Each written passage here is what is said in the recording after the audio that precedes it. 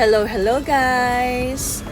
Kakatapos lang natin magpahinga and mag-freshen up from our trip sa Maukong Gondola. And papunta na tayo ngayon sa Ximen Night Market. Doon tayo magdi-dinner. Let's go! Alam nyo ba guys, masakit pala yung paa ko ngayon. Please comment if may alam kayong sapatos na perfect for mahabang lakaran. Kasi naghahanap pa rin talaga ako ngayon. Usually, Crocs yung gamit ko na pang mga ganito. Kaso, nahihiya ako mag-open shoes, parang mag-sleepers or something like that kapag nasa ibang bansa.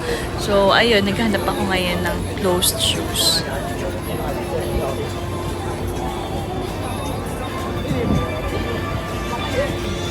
Ay, ito na. Guys, budol. Budol for today. Tapos masakit yung paa ko. Mali yung sapatos na dinala ko. And gusto ko din talaga itong design na to. So, and then mura lang. Mas mura siya dito ay sa Philippines. Bilhin na natin. Stinky tofu.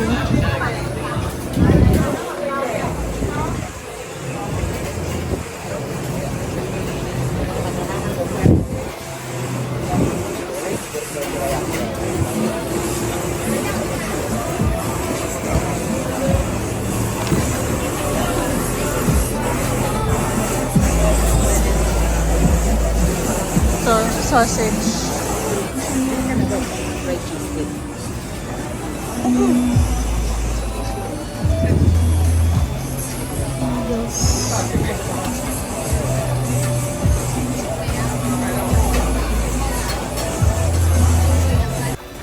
Guys, malapit lang pala tong Ximen Night Market sa Hotel Papa Will. Siguro mga 5 to 8 minutes walk from Hotel Papa Will.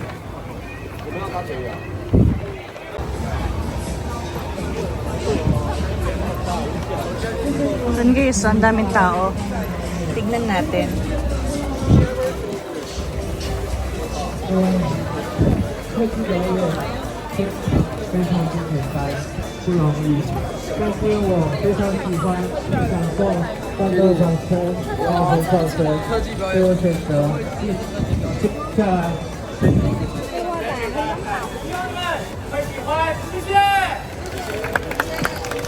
Tapos na pala guys, nahuli na kami.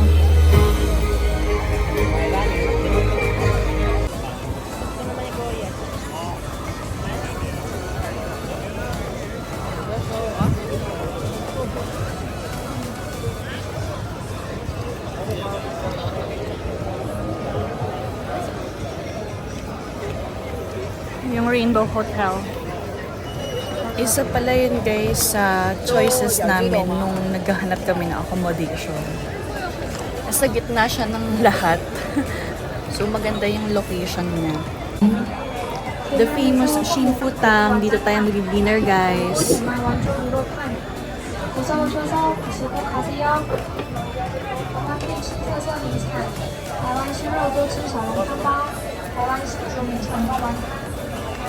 Braised pork with rice yung o-orderin natin for 120 NTD.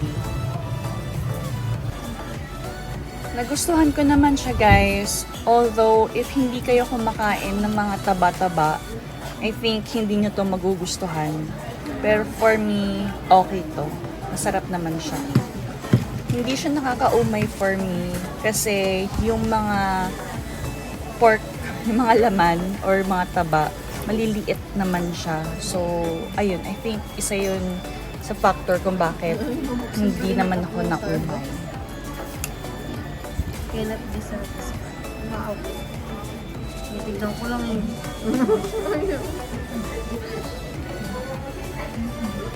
Hindi naman nila ay magpagamit ang ano. Up. Guys, isa sa mga challenge ko kapag nagta-travel is yung pag-food trip. Yung amount of food na gusto kong kainin and yung capacity ko to eat hindi nagtutugma. Katulad nito, gusto kong kumain ng xiaolongbao pero sobrang busog na busog pa ako from Ganmei Ali. And yung mga paisa-isang snacks natin. Ito yung mga times na sana kasama ko yung family ko or yung boyfriend ko para pag hindi ko na maubos, ibibigay ko na lang sa kanila yung pagkain ko. At hindi sayang. Number pa tayo. Meron pa.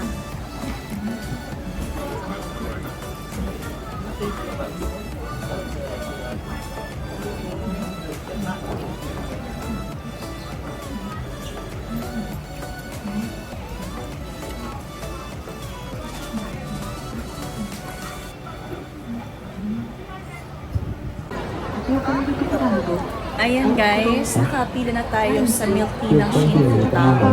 And I'm so excited to try this.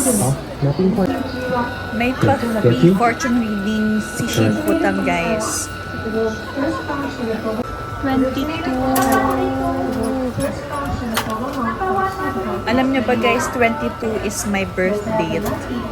I feel this is a good omen.